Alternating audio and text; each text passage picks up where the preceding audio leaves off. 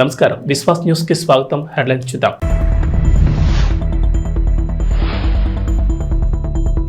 రేవంత్ రెడ్డి సర్కార్ big twist, అర్హులకు మాత్రమే ఇందిరమ్మ ఇండ్లు.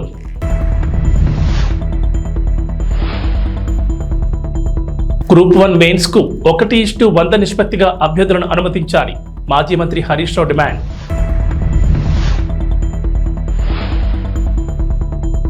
ఆంధ్రప్రదేశ్ అసెంబ్లీ సమావేశాలకు ముహూర్తం, ఆ రోజే కేబినెట్ భేటీ.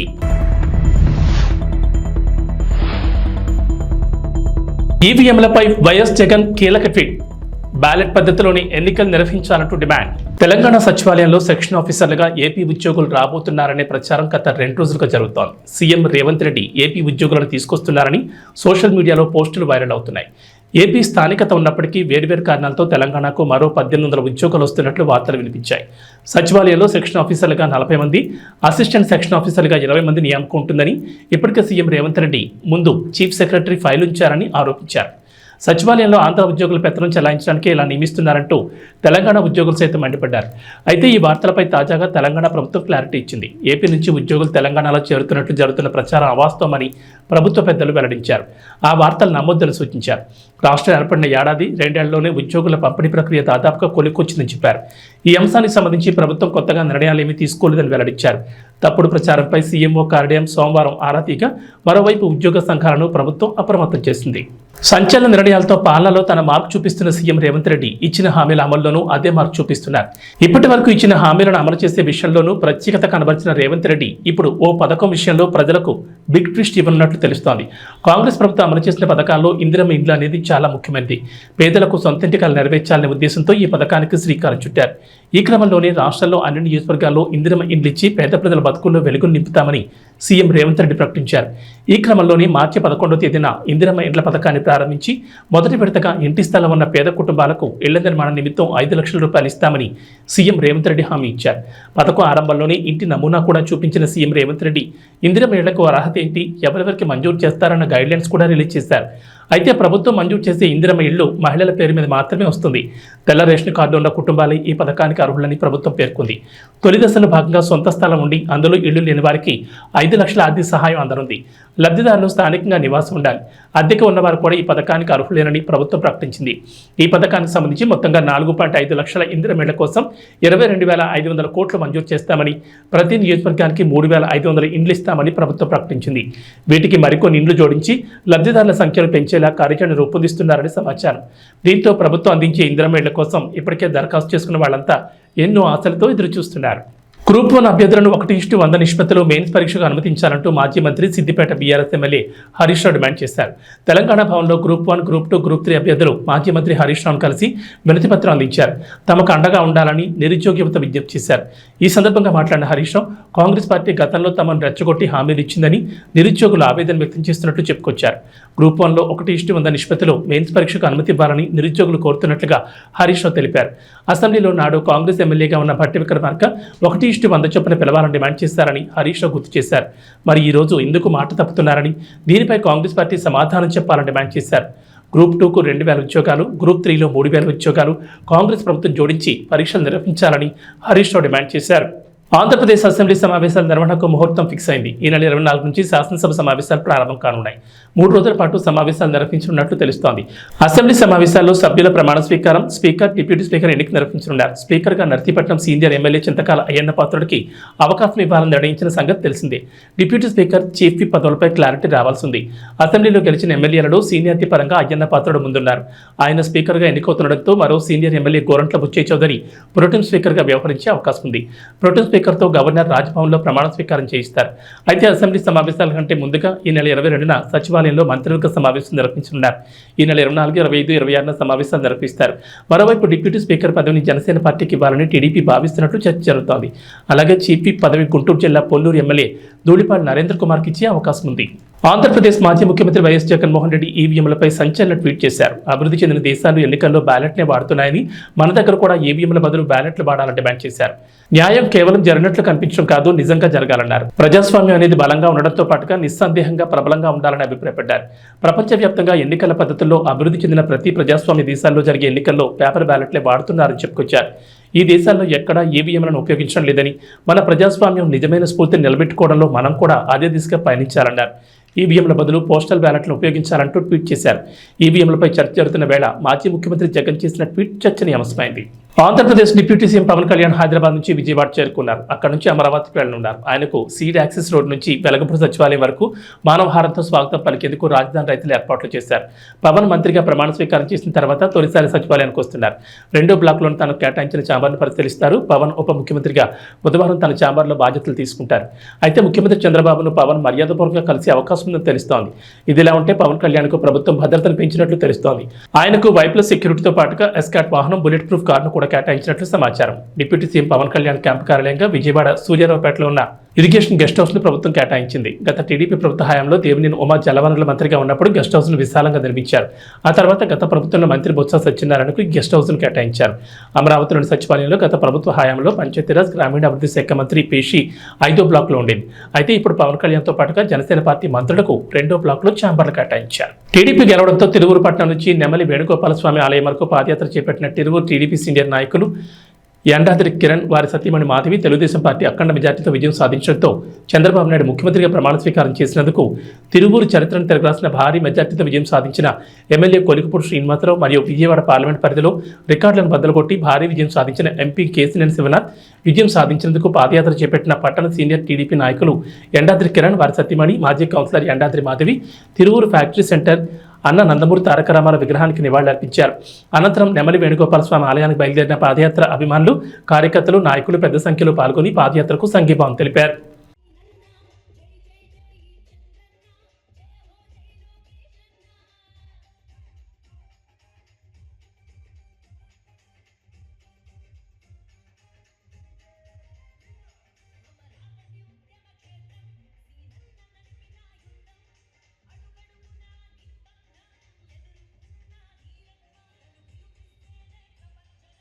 డిప్యూటీ సీఎం పవన్ కళ్యాణ్ కు ప్రభుత్వం భద్రత పెంచింది. ఆయనకు వైప్లస్ సెక్యూరిటీతో పాటు ఎస్కాట్ బుల్లెట్ ప్రూఫ్ కారును కేటాయించింది. కాగా ఇవాళ సచివాలయం వెళ్లనున్న పవన్ తన ఛాంబర్ను పరిశీలించనున్నారు. రేపు ఆయన డిప్యూటీ సీఎంగా బాధ్యతలు స్వీకరిస్తారు.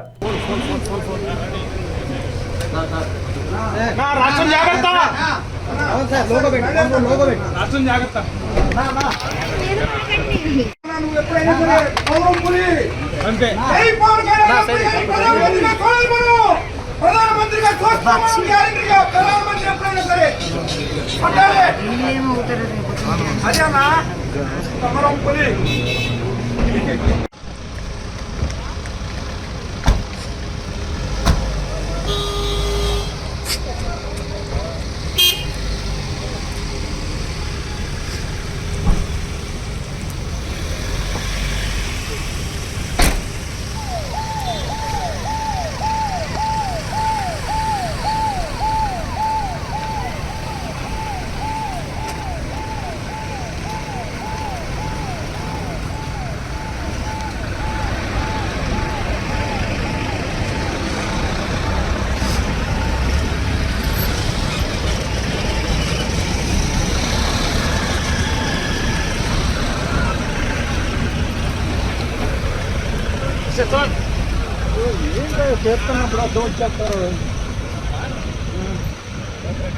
ఏపీలో టమాటా ధరలు సాకిస్తున్నాయి. 10 రోజులుగా మార్కెట్లలో రేట్లు అమాంతం పెరిగిపోయాయి. మొన్నటి వరకు 50 వరకు ఉన్న టమాటా ధర ఇప్పుడు ఏకంగా 80కి చేరింది.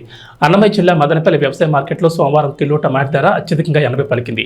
సోమవారం బక్రీద్ కావడంతో రైతులు తక్కువ పంటను మార్కెట్ తీసుకొచ్చారు. వారం రోజులుగా అత్యధిక ధర 64గా ఉంది. సోమవారం మాత్రం 70 నుంచి 80 వరకు పలికింది. అదే బి గ్రేడ్ టమాటా అయితే కేజీ 50 నుంచి 68 వరకు పలికింది. దేశవ్యాప్తంగా వర్షాలు కురుస్తుండటంతో పంట దిగుబడి తగ్గింది. దీనికి తోడు ఇతర రాష్ట్రాల్లోని మార్కెట్ల పరిధిలో సరుకు తగ్గడం ధరలు పెరగడానికి కారణాలుగా చెప్తున్నారు. మదనపల్లి మార్కెట్లో ధర పెరుగుతోందని అధికారులు చెప్తున్నారు. ప్రభాస్ కల్కి 2898 ఏడి రిలీజ్ డేట్ దగ్గర పడుతోంది. ఇలా విడుదల తేదీ దగ్గర పడుతుంటే సినిమా ప్రమోషన్స్ పీక్స్ లో చేస్తూ ఆడియన్స్ లో మరింత బజ్ ను హైప్ ను క్రియేట్ చేయాలి. ప్రమోషనల్ ఇంటర్వ్యూలు, వీడియోలు, ఈవెంట్లు నిర్వహిస్తుండాలి. కానీ కల్కి టీం సైలెంట్ గా ఉంటుంది. భైరవ అంతం అంటూ ఫస్ట్ సింగిల్ మీద హంగామా చేశారు. చెప్పిన టైంకి విడుదల చేయకుండా అభిమానుల ఆగ్రహానికి గురయ్యారు. ఇలా ప్రమోషన్స్ అప్డేట్లు సరిగ్గా చేయక కల్కి మీద నిరాసక్తి కలిగేలా చేస్తున్నారు. కల్కి 2898 ఏడి మూవీ నుంచి ఇప్పటి వరకు వచ్చిన కంటెంట్ అయితే పర్వాలేదనిపించేలా ఉంది. బుజ్జి భైరవ అంటూ వదిలిన యానిమేషన్ ఎపిసోడ్స్ అమెజాన్ ప్రైమ్లో బాగానే ఆకట్టుకుంది. బుజ్జి కారుతోని ఇప్పటి వరకు ప్రమోషన్స్ చేస్తూ వచ్చారు. చెన్నై, ఢిల్లీ ఇలా ప్రధాన నగరాల్లో బుజ్జిని రైడ్ చేస్తూ అక్కడ జనాల్ని ఆకర్షిస్తున్నారు. అనకాపల్లి గవరపాలెం శతకంపట్టు శ్రీ కనకదుర్గ అమ్మవారి ఆలయంలో సప్తమ వార్షికోత్సవం సందర్భంగా భోగాపురపు వెంకటరమణ ఆధ్వర్యంలో ఆలయ సప్తమ వార్షికోత్సవ వేడుకలు ఈ నెల 17, 18, 19 తేదీల్లో ఘనంగా జరుగుతాయని ఆలయ వ్యవస్థాపకులు పిబి రమణ తెలిపారు. మంగళవారం దుర్గా మల్లేశ్వర స్వామివారి హోమం మరియు గోపూజ ఆలయ మండపంలో ఘనంగా జరిగింది.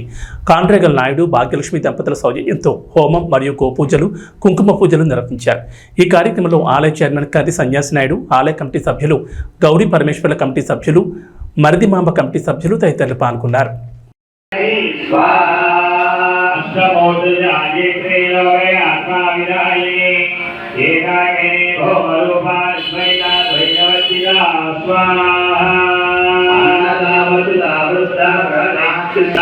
गुरु मंडल रूपिणे स्वाहा माया मधुमते महे गणाम्बा गुह्यगाराज्ञा कोमलांगे गुरुप्रिया स्वाहा स्वतंत्र सर्वतंत्रेषि दक्षिणामूर्ति रूपिणे दौर्भाग्योलवादोराजनाध्वान्तरविप्रभा स्वाहा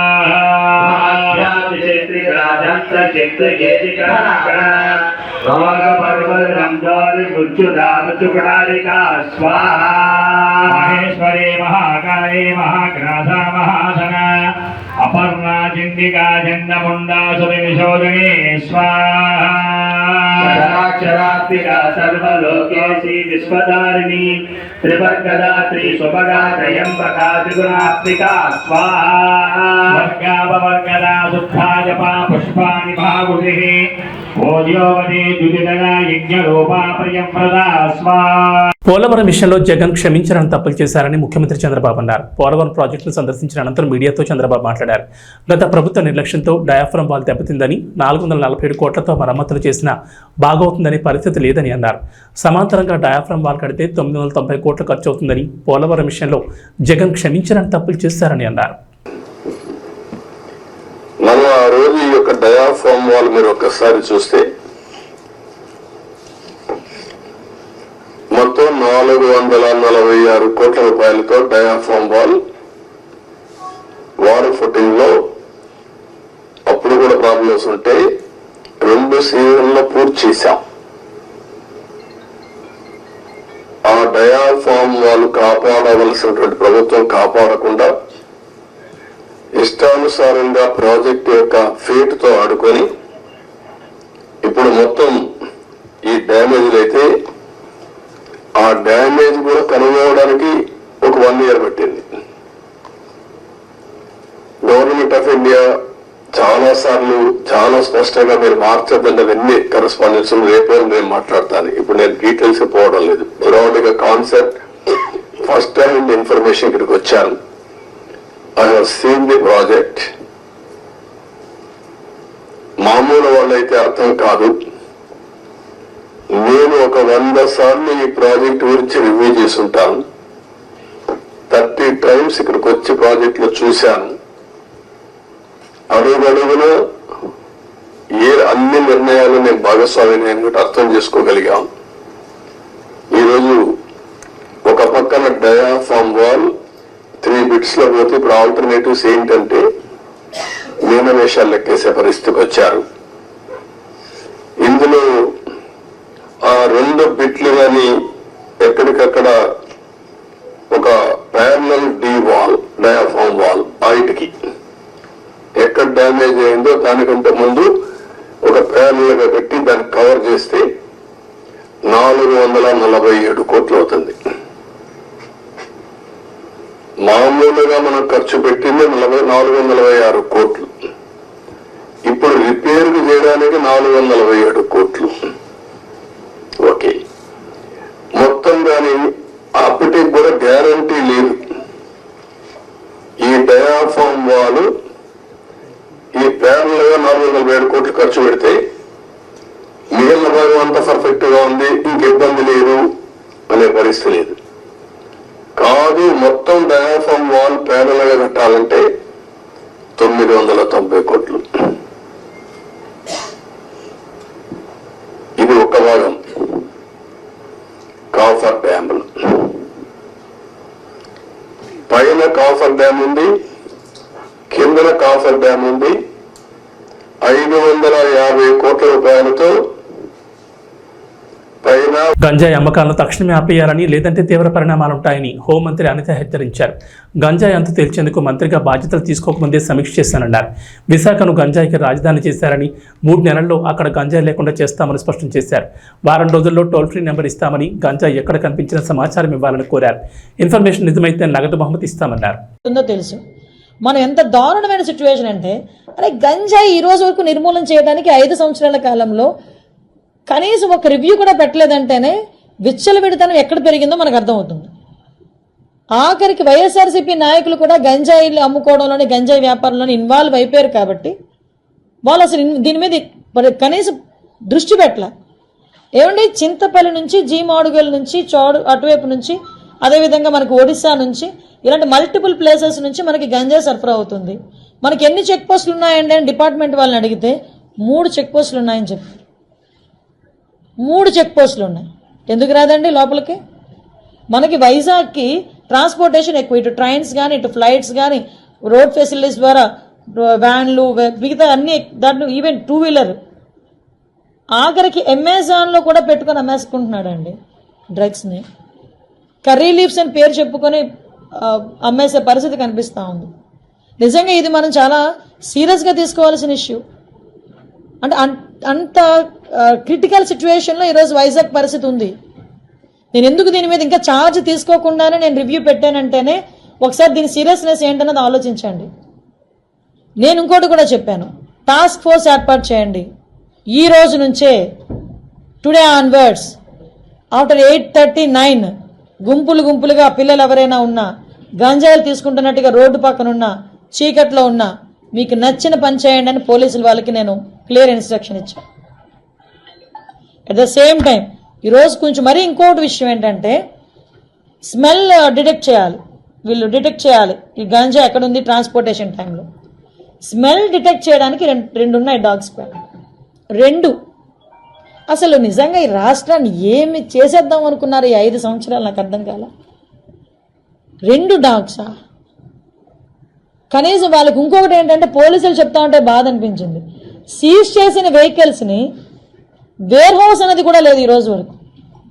జోగులాంబ గద్వాల జిల్లా అలంపూర్ నియోజకవర్గం రాజోలి మండల పరిధిలోని పచ్చర్ల గ్రామం నుంచి మాంతోటి గ్రామానికి చదువుకోవడానికి విద్యార్థులు ప్రతి సంవత్సరం దాదాపుగా 60 నుంచి 70 మంది విద్యార్థుల వరకు వెళ్తుంటారు.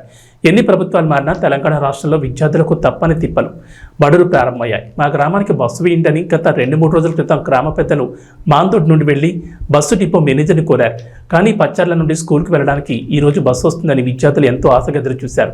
చివరికి బస్సు రాకపోవడంతో కిరాయి ఆటోలో స్కూల్కి వెళ్లారు. మరి ప్రభుత్వాలు మారుతున్నప్పటికీ విద్యార్థుల చదువుల గురించి ప్రభుత్వాలు ఆలోచించకపోవడం చాలా దురదృష్టకరమని విద్యార్థులు తల్లిదండ్రులు వాపోతున్నారు. ఇప్పటి కాంగ్రెస్ ప్రభుత్వం మహిళల కోసం ఉచిత బస్సు సౌకర్యం కల్పించింది. కనీసం ఆ బస్సులోనైనా వెళ్లడానికి కూడా బస్సు రావడం లేదు.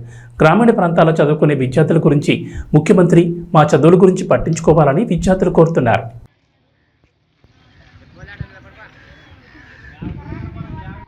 Tirupati east SI Maheshwar Reddy media సమావేశం ఏర్పాటు చేశారు. ఈ సందర్భంగా మాట్లాడుతూ తిరుపతి రోబో బార్లో రింగ్ పోగొట్టుకున్న మరుసటి రోజు బార్ యజమానితో పాటు బాధితులు స్వీపర్ను విచారించామన్నారు. జయరామరెడ్డి ఫిర్యాదుతో మేము స్పందించామన్నారు. ఓ కూలీని 3 రోజుల పాటు విచారణ చేశాం. అక్కడే పనిచేసే ఓ వ్యక్తి ఉంగరాన్ని తీసుకున్న మాట వాస్తవమే. అందులో ఎక్కువ రాళ్లు ఉండడంతో నకిలీదని గుర్తించి చెత్తబొట్లో వేసినట్లు చెప్తున్నాడు.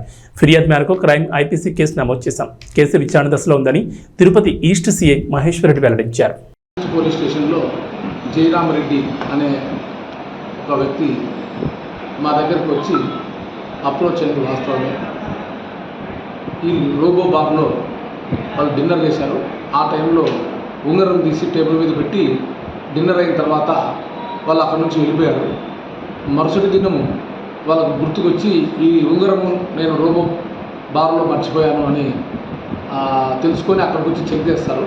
చెక్ చేసిన తర్వాత వాళ్ళ దృష్టికి ఒక బుజ్జి అనే ఒక స్వీపర్ దాంట్లో క్లీన్ చేసే ఒక అబ్బాయి దగ్గర ఉంగరం ఉన్నట్లు వాళ్ళు గుర్తిస్తారు.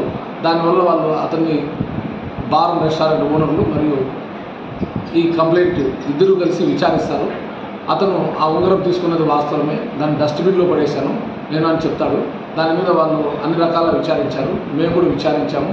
అతను అడ్మిట్ కాలేదు. నేనైతే తీసుకున్నది వాస్తవం సార్. రాళ్ళు ఉన్నందున ఇది నకిలీదని నేను డస్ట్బిన్లో పడేశాను. అది మున్సిపాలిటీ వాళ్ళు తీసుకుపోయారు అని అతను దాదాపు ఒక 3-4 రోజులు అతన్ని మేము విచారించింది వాస్తవం. అయిపోయిన తర్వాత విచారణ అయిపోయిన తర్వాత ఆ కేసు నమోదు చేశాము. అది విచారణలో ఉంది. అంతకు తప్ప ఇందులో ఎలాంటి వీళ్ళు చెప్పే విషయాలన్నీ ఎక్కడ మేము మాట్లాడలేదు.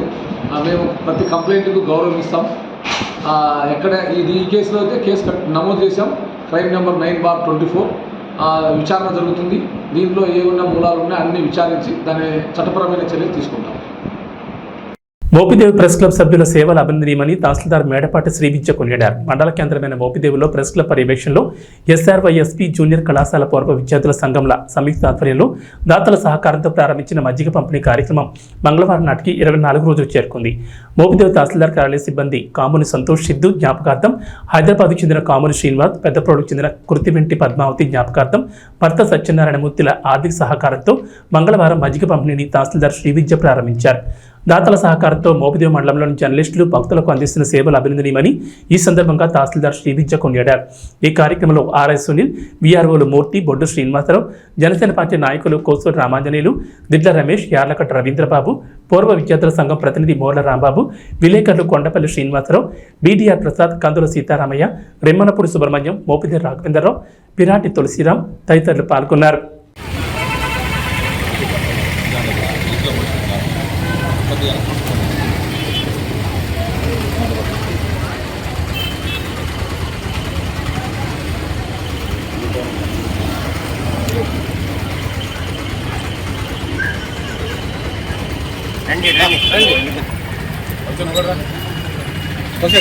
అదే ఫోన్ ఇచ్చారా?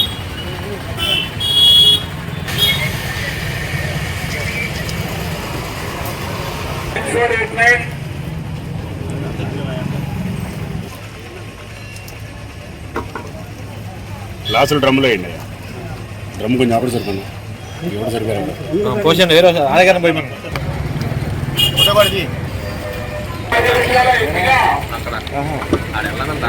అక్కడ ఉన్నా అన్నాడు.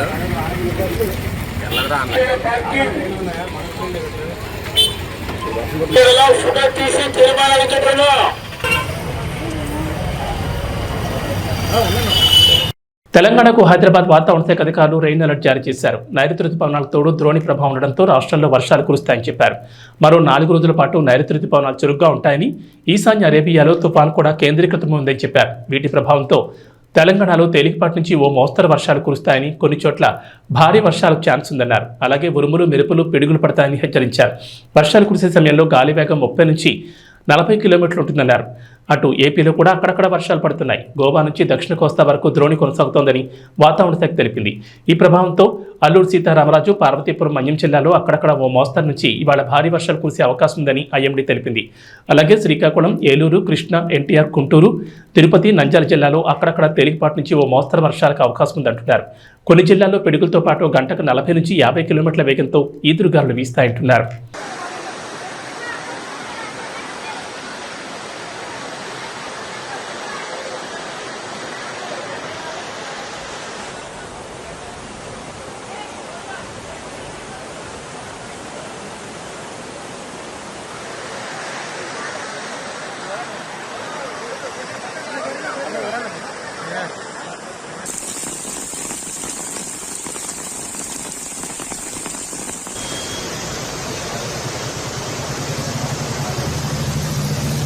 ఇవి బులెటిన్ విశేషాలు. నమస్కారం.